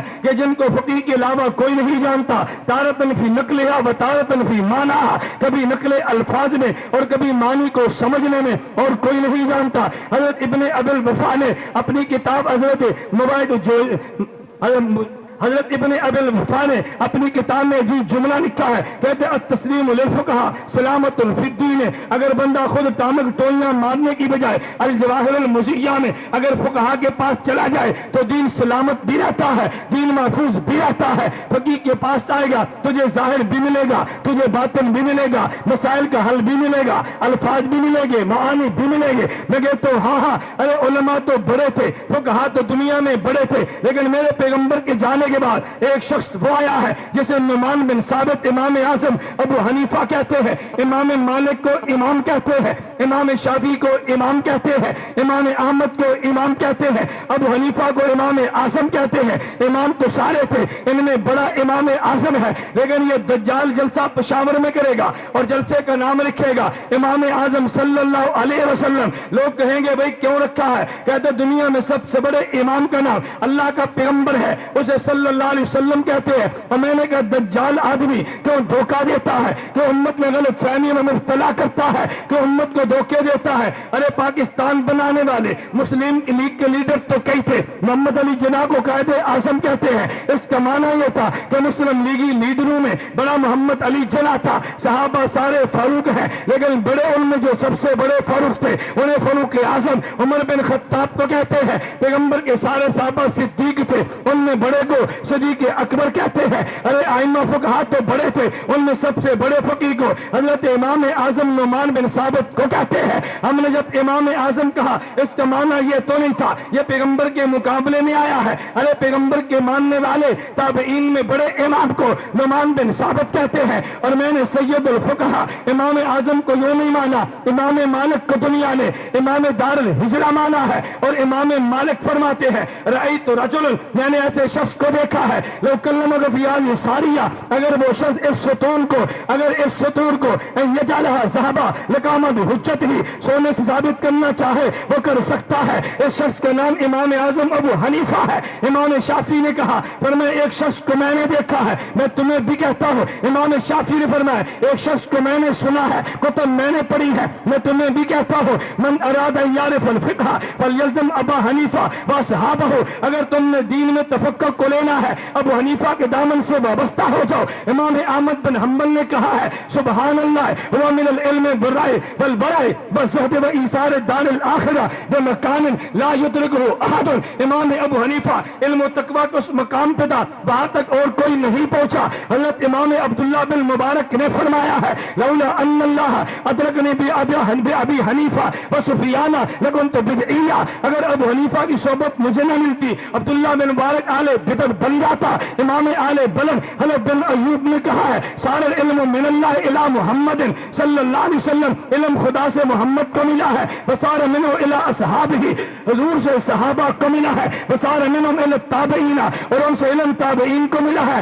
وصار منہم الی ابی حنیفہ واصحابہ, صحابہ کا علم سارا تابعین کے پاس ہے. تابعین کا علم امام ابو حنیفہ کے پاس ہے. حضرت قاضی امام ابو حنیفہ کے بارے میں شیخ الاسلام والمسلمین یزید بن ہارون نے کہا ہے, انہوں نے کہا ابو حنیفہ کے زمانے میں سے میں نے جس کو بھی پایا ہے, ادرک تو میں نے جس کو پایا. ابو حنیفہ کے زمانے میں سے ہر کوئی کہتا تھا ابو حنیفہ ہمارے دور کا سب سے بڑا عالم ہے. اگر تم صوفیہ کو دیکھو, فضیل بن ایاز نے کہا ہے ان ابی حنیفہ کان رجل فقیہ معروفا بالفقہ مشہورا بالورع. ابو حنیفہ فقیہ بھی تھا اور صوفی بھی تھا. کثیر السنت و قلیل الکلام, یہ تھوڑا بولا کرتا اور زیادہ خاموش رہا کرتا تھا. صبور علی تعلیم, یہ تعلیم رات کو حاصل کرنے پہ صبر بھی کیا کرتا تھا. حارب من مال سلطان, سعد شاہ سے دور رہا کرتا تھا. ابو حنیفہ فقیہ بھی تھا, صوفی بھی تھا. امام ابو حنیفہ کے بارے میں یحییٰ بن سعید قطان نے امام الجرح والتعدیل نے کہا ہے کہ واللہ العالم هذه الامت ابو حنیفہ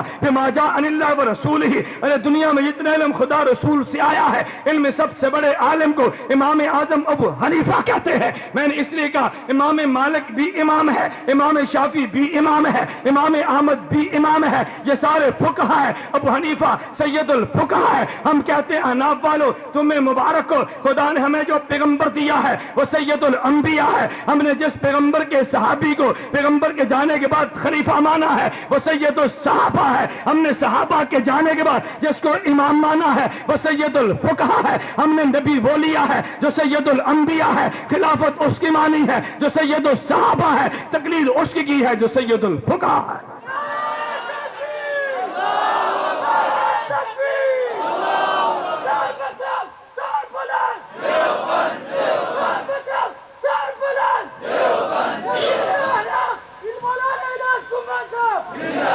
شانی امام ابو حنیفہ, شانی امام ابو حنیفہ.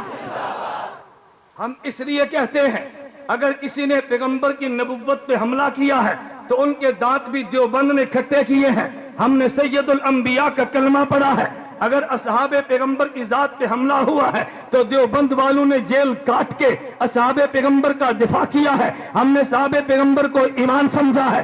اگر امام اعظم ابو حنیفہ پہ کسی بدنما نے اعتراض کیا ہے, علماء دیوبند نے جواب دیا ہے. اور پشاور کے سنیو سنو, آج میں تمہیں چیلنج کے ساتھ کہتا ہوں, خدا تم سب کو مدینہ لے جائے, ایک بار نہیں بار بار لے جائے. میں کہتا ہوں جا مدینے میں جا کے دیکھ لے, مسجد نبی مدینہ منورہ میں رمضان المبارک میں تھا. ایک نوجوان کہنے لگا کہ مولانا کہاں بیٹھے ہو؟ میں نے کہا مسجد نبی میں جو پہلی چھتریوں والا سین ہے وہاں بیٹھا ہو. مجھے وہاں کر پوچھنے لگا حضرت یہاں کیوں بیٹھے ہیں؟ میں نے کہا مجھے یہ بتا, اگر تو عالم ہوتا میں تجھے دلیل سنا دیتا, تو جاہل ہے میں تجھے دلیل دکھا دیتا ہوں. ارے جاہل عالم کو سنایا جاتا ہے اور جاہل کو دکھایا جاتا ہے. کہتا جی کیا مطلب؟ میں نے کہا ادھر نگاہ اٹھا کے دیکھو یہ کیا ہے؟ کہتے جی سبز روزہ ہے. میں نے کہا اندر کون ہے؟ کہتے خاتم الانبیاء کی ذات ہے. میں نے کہا مسجد نبی کے سین میں آ, ذرا مسجد نبی کے قبلے کی دیوار کو دیکھنا. ارے یہ کیا لکھا ہے؟ کہتے جی ابو بکر لکھا ہے. میں نے کہا ادھر کیا لکھا ہے؟ کہتے عمر لکھا ہے.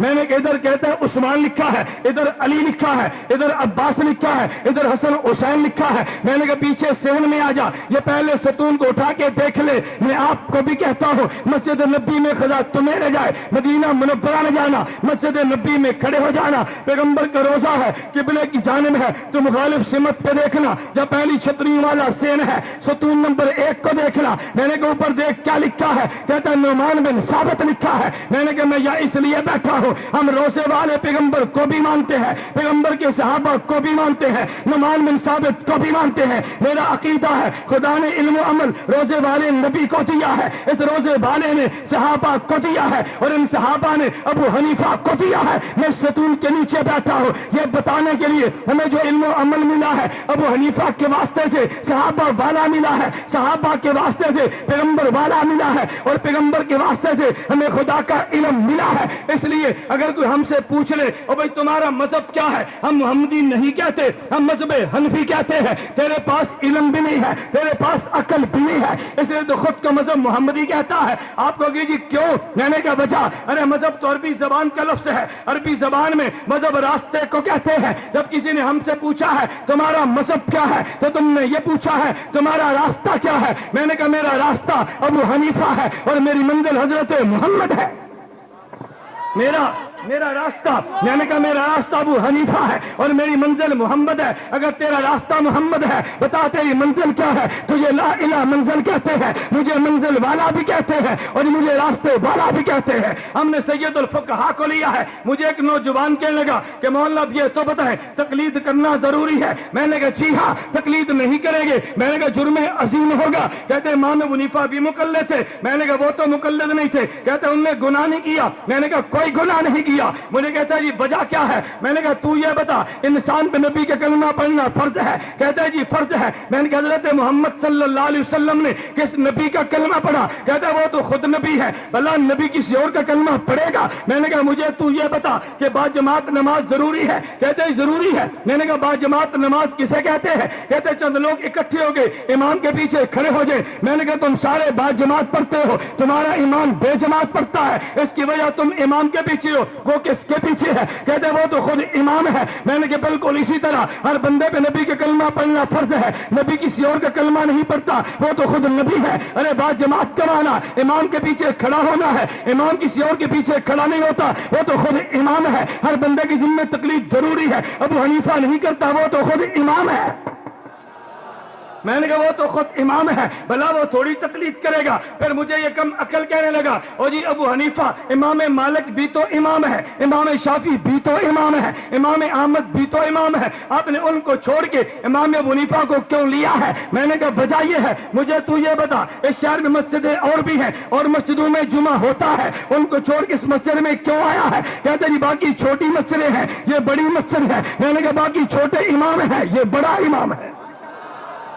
باقی چھوٹی مسئلے اور یہ بڑا امام ہے. توجہ, میں آخری بات کہنے لگا. میں نے کہا تو دیوبند والوں کا موقف سمجھو. دیوبند والوں نے عجیب موقف امت کو دیا ہے. دنیا میں 4 ایسی باتیں حضرت شیخ اکاڑوی فرمایا کرتے. فرمایا ایک کام اللہ نے نبی سے لیا ہے, ایک کام خدا نے صحابہ سے لیا ہے, ایک کام خدا نے امام ابو حنیفہ سے لیا ہے, اور ایک کام خدا نے دیوبند والوں سے لیا ہے. ارے خدا نے پیغمبر سے کام تکمیل دین کا لیا ہے. الیوم اکملت لکم دینکم, اللہ نے پیغمبر کے صحابہ سے تمکین دین کے لیا ہے. وَلَيُمَكِّنَنَّ لَهُمْ, اللہ نے امام ابو حنیفہ سے تدوین دین کے لیا ہے. إِنَّ أَوَّلَ مَنْ دَمَّلَ علم شریعہ وَارْتَبَهُ أَبْوَابًا, خدا نے علماء دیوبند سے تطہیر دین کا لیا ہے. دین کو کامل میرے پیغمبر نے کیا ہے, اور دین کو جگہ پیغمبر کے صحابہ نے دی ہے, اور دین کو لکھ کے امام ابو حنیفہ نے دیا ہے. اور دین میں جو فتنے آئے ہیں فتنوں سے دین کو صاف علماء دیوبند نے کیا ہے. اگر فتنہ نجاست کا ہے دیوبند نے صاف کیا ہے, فتنہ بدعت کا ہے دیوبند آئے ہیں, فتنہ کفر کا ہے دیوبند والے آئے ہیں. تو نبی نے کام تکمیل دین کا, صحابہ نے تمکین دین کا, امام ابو حنیفہ نے تدوین دین کا, علماء دیوبند نے تطہیر دین کا.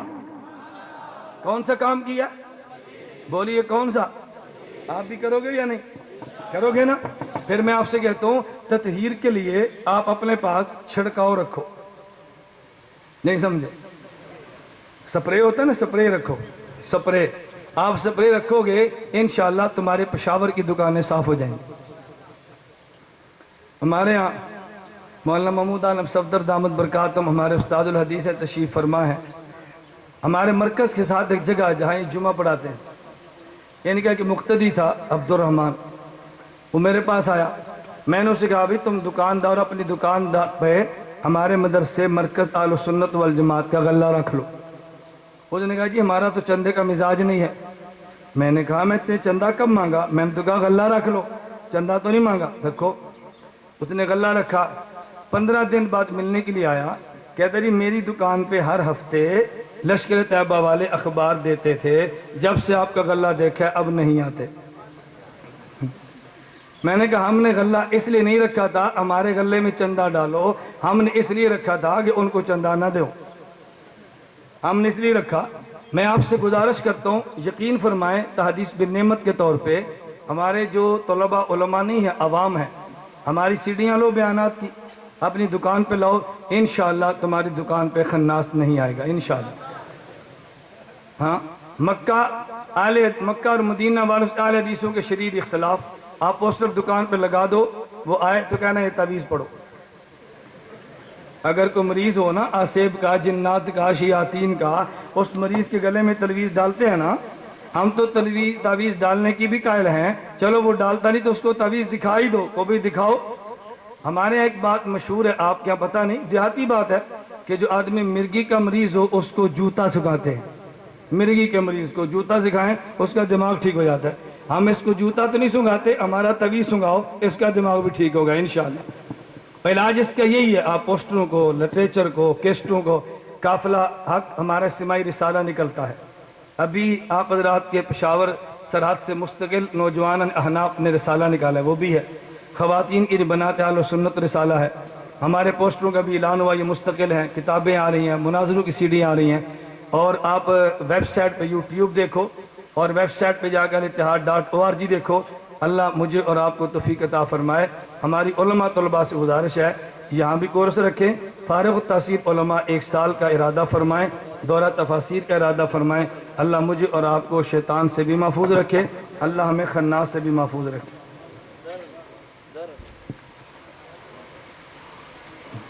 یہ ایک چٹ آئی ہے کہ ذاکر نائک کے بارے میں کیا کہتے ہیں۔ ویسے میری ایک خواہش ہے، شاید آپ حضرات آپ بیٹھیں گے تو میں جواب دوں گا، بھی آپ جاؤ گے تو جواب تھوڑا ہی دوں گا۔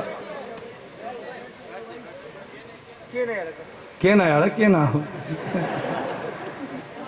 تو ادھر آپ بیٹھو، ہم آپ کے مہمان ہیں بھائی، آپ کا تو مشہور ہے کہتے ہیں زموں کا مہمانان راغ لے، آپ کے گھر والے پوچھے لیٹ آئے ہو تو کہنا بھی زموں کا مہمانان راغ لے، آج ہمارے مہمان آئے تھے اس لیے ہم لیٹ آئے ہیں۔ توجہ رکھنا، ذاکر نائک کم علم اور کم فہم آدمی ہے، علم بھی نہیں ہے اور فہم بھی نہیں۔ میں ویسے آپ سے گزارش کر رہا تھا آپ حضرات آپس میں ایک مشورہ کرو، جیسے آج آپ نے ماشاءاللہ بہت اچھا پروگرام رکھا ہے، آئندہ پروگرام رکھو تو اس گراؤنڈ میں نہیں ہوگا کیونکہ لوگوں نے سمانا نہیں ہے، اس کا عنوان یہ رکھو کہ ذاکر نائک کیا ہے، ایک جلسہ ہی یہ رکھو اور کھلے گراؤنڈ میں رکھو، پھر ہم اسی طرح 1 گھنٹہ 1.5 گھنٹہ ذاکر نائک کیا ہے پر دلائل دیں گے تو ذاکر نائک حقیقت کھل کر سامنے آ جائے گی، ٹھیک ہے نا۔ ذاکر نائک کے پاس علم بھی نہیں ہے، عقل بھی کم ہے، اور ہے بھی وہ ڈاکٹر PhD نہیں بلکہ MBBS، PhD ڈاکٹر تحقیق کرتا ہے اور MBBS ڈاکٹر پیشاب اور خون کو چیک کرتا ہے۔ اس لیے میں عوام سے کہتا ہوں مسئلہ چیک کرانا ہو تو مولانا سجاد صاحب کے پاس، ڈاکٹر عبدالستار مرو صاحب کے پاس، ان علماء کے پاس آؤ، اور اگر آپ نے پیشاب اور خون چیک کرانا ہو تو ذاکر نائک کو فون کرو، اس کا مال اسے چیک کراؤ، ہمارا مال ہمیں چیک کراؤ۔ ذاکر نائک کے پاس علم کی بھی کمی ہے اور فہم کی بھی کمی ہے، اور ایسے بوگس اور بے تکے جواب دیتا ہے آدمی کو سن کر بھی شرمندگی ہوتی ہے۔ میں چھوٹی سی بات کہتا ہوں، وقت کم ہے۔ جدہ میں ایک جگہ ہوٹل میرا بیان تھا متم شاہین میں، تو بیان کے بعد ایک ڈاکٹر نے چڑھ دی ذاکر نائک کے بارے میں اور علماء کے بارے میں آپ کیا کہتے ہیں؟ میں نے کہا ذاکر نائک اور علماء کے درمیان وہی فرق ہے جو سرچ اور ریسرچ میں فرق ہے۔ انہوں نے کہا جی کیا مطلب؟ میں نے کہا دیکھیں آپ کہاں جدہ میں شارع 60، شارع 70، شارع 80 بڑے بڑے روڈ ہیں، اس کے اوپر جو بڑی لائٹیں حکومت نے لگائی ہیں انہیں سرچ لائٹ کہتے ہیں، کیوں؟ تاکہ سڑک روشن رہے اور گاڑیوں کے حادثات نہ ہوں۔ اب اگر کوئی بندہ جا کے بٹن کو آف کرے پھر آن کرے، اسے کیا کریں گے؟ ریسرچ، اسے کیا کہیں گے؟ تو سرچ سے روڈ پہ حادثات ختم ہوتے ہیں اور ریسرچ سے روڈ پہ حادثات شروع ہوتے ہیں۔ ہمارا موقف ہے کہ جس مسئلے پر 1400 سال کے فقہاء صلحاء سرچ کر چکے ہیں، اب اس پہ ریسرچ کرنے کی ضرورت نہیں ہے۔ ذاکر نائک نے کہا نہیں ہم ریسرچ کریں گے، ہم نے کہا بھی پیٹ سے نکلنے والے پخانے کو تو چیک کیا جا سکتا ہے لیکن فقہاء کے لکھے ہوئے مسئلے کو چیک نہیں کیا جاتا، تو جو آپ کا کام ہے وہ چیک کریں، فقہاء کے مسئلے کو چیک کرنا چھوڑ دیں۔ صحابہ کرام رضی اللہ عنہم سے ہمارا علم زیادہ ہے، ان کے پاس حدیث کی کتابیں نہیں ہیں۔ اچھا علماء، یہ غیر مقلدین، اصل میں جب آدمی کے پاس علم نہ ہو، عقل نہ ہو، تو وہ معذور ہوتا ہے، اور معذور آدمی کی باتوں پر زیادہ توجہ نہیں دیتے۔ حضرت عمر کو حدیثیں نہیں پہنچی اس لیے 52 فتوے دیے، ابو بکر سے حدیث کے خلاف فتویٰ دیا، الیاذ باللہ الیاذ باللہ۔ میں نے عرض کیا ہم اس لیے کہتے ہیں کہ غیر مقلدین جتنے بھی ہیں ان کے پاس علم بھی نہیں ہے، عقل بھی نہیں ہے، اور صحابہ پیغمبر کے یہ عداوت رکھتے ہیں۔ ہمارا موقف یہ ہے کہ غیر مقلدین یہ نیم رافضی ہے۔ اس کے لیے 2 لفظ یاد رکھیں کہ شیعہ صحابہ کا ایمان نہیں مانتا اور غیر مقلد صحابہ کو حجت نہیں مانتا۔ شیعہ صحابہ کی ذات نہیں مانتا اور غیر مقلد صحابہ کی بات نہیں مانتا۔ شیعہ صحابہ کو نہیں مانتا اور غیر مقلد صحابہ کی نہیں مانتا، وہ بڑا رافضی ہے اور یہ چھوٹا رافضی ہے۔ جو آپ قریب جائیں گے پھر آپ کو یقین ہو جائے گا۔ بالغ 3 طلاق کو ایک کہتے ہیں، ابن عمر کی حدیث پیش کرتے ہیں اس کے دلیل اور جواب۔ کوئی ابن عمر رضی اللہ عنہما کی حدیث نہیں ہے کہ جس میں 3 طلاق ایک کہا ہو۔ عبداللہ بن عمر رضی اللہ تعالی عنہما پر یہ بہتان، الزام اور جھوٹ ہے۔ ان کا علاج وہی کریں جو مولانا اکاڑوی رحمۃ اللہ علیہ تجویز فرمایا تھا نا۔ حضرت مولانا اکاڑوی رحمہ اللہ مناظرے میں تھے اور انہوں نے ایس ایچ او کو فون کیا، وہ آ گیا اور وہ مناظرہ بند کرانے لگا تو مولانا اکاڑوی رحمۃ اللہ علیہ نے فرمایا ایس ایچ او سے مناظرہ بند نہ کراؤ، مناظرہ ہونے دو۔ ایس ایچ او نے کہا اگر تم نہ مانے تو پھر مولانا ہم تمہیں جوتے مار کے مناظرہ بند کرائیں گے۔ مولانا امین اکاڑوی نے فرمایا کہ مجھے منظور ہے، مجھے بھی جوتے مار، اس کو بھی مار، مجھے 3 مار کے 3 کہنا، اس کو 3 مار کے 1 کہنا، تو میرے 3 ہوں گے، اس کے 9 3 ہوں گے۔ ایس ایچ او نے کہا جی مولانا کیوں؟ میں سمجھ گیا۔ ایس ایچ او نے کہا جی کیوں؟ تو مولانا فرمانے لگے اس لیے کہ یہ میری دلیل سے بات نہیں سمجھے گا، تیرے جوتوں سے سمجھے گا۔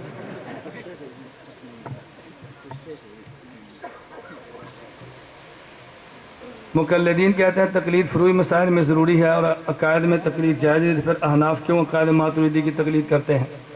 میں نے پہلے گزارش کیا غیر مقلدین کے پاس علم بھی نہیں ہے، عقل بھی نہیں ہے، بات سمجھتے نہیں ہے۔ ہم عقائد میں امام ابو حنیفہ یا امام ابو منصور ماتریدی کی نفس عقیدہ میں تقلید نہیں کرتے۔ ہم تقلید کس میں کرتے ہیں کہ جب معتزلہ نے شور ڈالا اور انہوں نے اسلام کی تشریحات کو غلط انداز میں پیش کیا، امام ابو منصور ماتریدی نے ان تشریحات کو صحیح طریقے سے بیان کیا۔ ابو منصور ماتریدی کو بمقابلہ معتزلہ ہم مانتے ہیں، جیسے علماء دیوبند کو بمقابلہ بریلویوں کو مانتے ہیں، ورنہ مقلد امام اعظم ابو حنیفہ کے ہیں۔